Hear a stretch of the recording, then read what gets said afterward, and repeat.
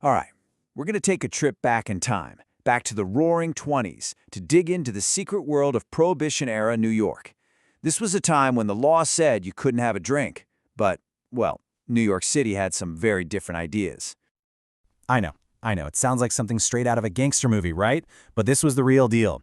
It was this massive social experiment that honestly didn't stop New York from drinking at all. It just taught the entire city how to do it with a whole lot more style and secrecy.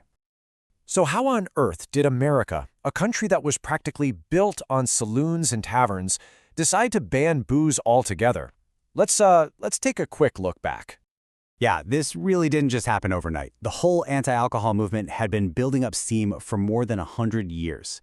It started way back with worries about public drunkenness, and it got supercharged by these powerful social and religious groups. And World War I, that was the final nudge. Conserving grain for the war was framed as this big patriotic duty. So, just like that, at midnight, January 17th, 1920, the entire nation was officially dry. But while the rest of the country was trying to figure out this new dry reality, New York City, it kind of just laughed it off. The city's response wasn't to follow the rules. It was this huge citywide act of defiance that basically kicked off a cultural revolution, all hidden in plain sight.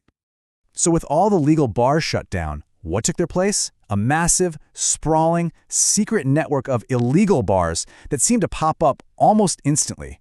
And the scale of this whole rebellion is, well, it's pretty staggering. Just look at these numbers for a second. It's wild. Before the ban, New York had about 15,000 legal saloons, okay? During Prohibition, the estimates shoot up to anywhere between 30,000 and 100,000 illegal speakeasies. The city didn't just replace its bars, it doubled or maybe even tripled them, all operating in the shadows.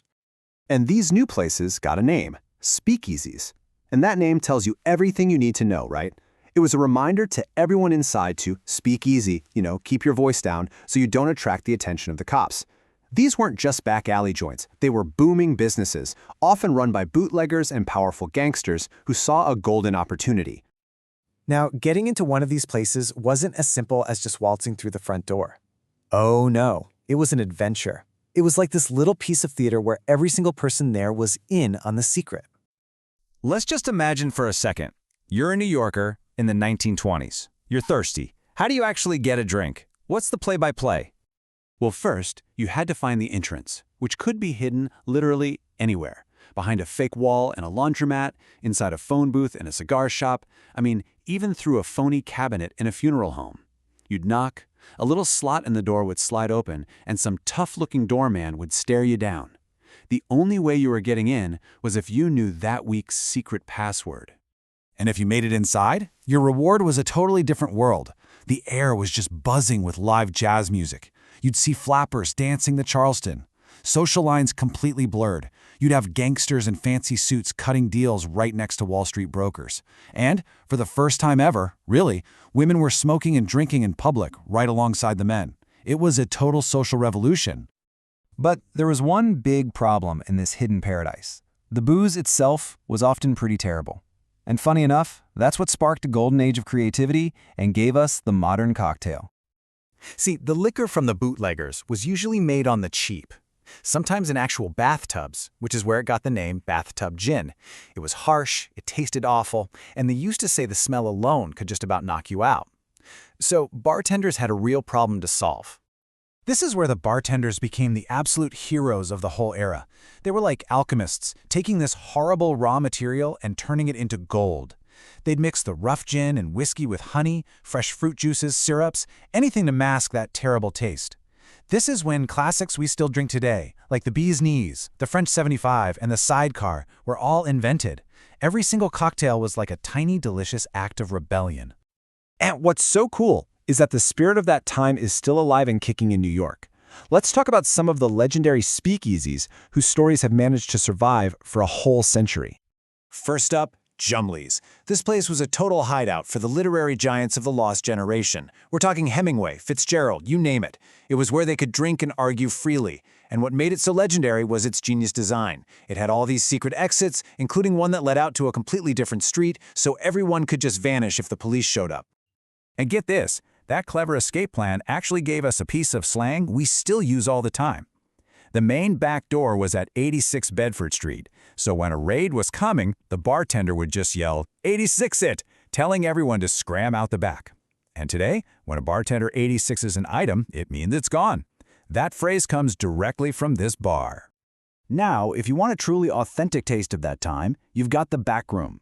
It's one of only 2 original speakeasies from the 20s still running in New York. And true to its history, the entrance is still hidden behind a gate and this very discreet sign that just says Lower East Side Toy Company.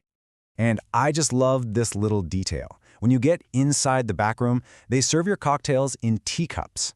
And that's not just a gimmick. It's exactly how they did it 100 years ago, to fool any cops who might burst in. Make it look like just a harmless little tea party. Then there was the legendary 21 Club, super glamorous, famous for that row of colorful jockey statues out front that were gifts from its wealthy horse racing patrons. But its most incredible feature? That was a secret it kept locked away. The 21 Club had a hidden wine cellar, and it was concealed behind a wall that was actually a 2.5-ton door. I mean, what an incredible piece of engineering. It was so perfectly hidden that even after tons of police raids, they never, not once, found the liquor stash. So what finally brought this whole secret world to an end? Well, in a word, money. The Great Depression hit, the economy was in shambles, and the government desperately needed the tax dollars that legal alcohol sales would bring in. Public opinion flipped, and on December 5, 1933, the 21st Amendment officially repealed Prohibition. It's still pretty wild to think that some states held out for decades after that. Mississippi was the very last state to go wet all the way in 1966. And that kind of brings us to the big question, doesn't it? The law itself is long gone, but its legacy, the craft cocktail, the thrill of finding a hidden bar, that whole rebellious, stylish spirit, it feels like it's woven into the DNA of New York City. Which makes you wonder, did that spirit ever really go away? Or did it just find new doors to hide behind?